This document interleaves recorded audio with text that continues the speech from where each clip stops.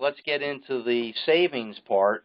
And I'm going to use a little example of two families that are exactly the same, okay? Meaning the income of the parents is the same number of family members, everybody's the same ages, everything is the same except for names and dates of birth, okay?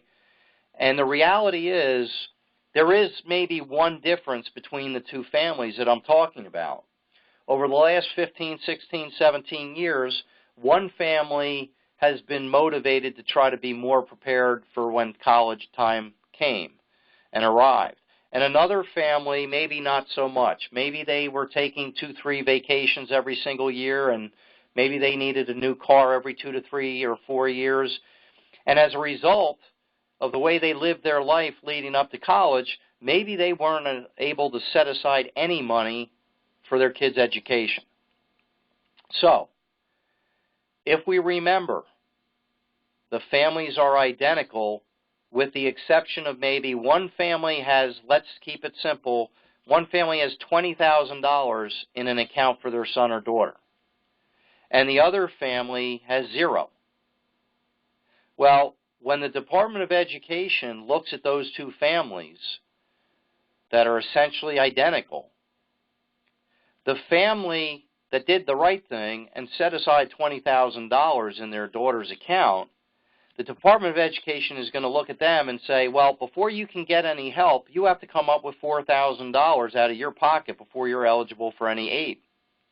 And the other family who didn't save, they might be eligible right away. Now, that's real basic because they're not going to just look at the savings. There's a lot that goes into how is it calculated, your eligibility for aid. But let's throw everything else that would go on to the main financial aid form, which we're again going to assume is identical for both families. So now, instead of the one family having to come up with $4,000 on their own before they're eligible for help and the other one being eligible right away, when we throw everything else that goes into the mix, the one family might have to come up with $24,000 on their own before they're eligible for help.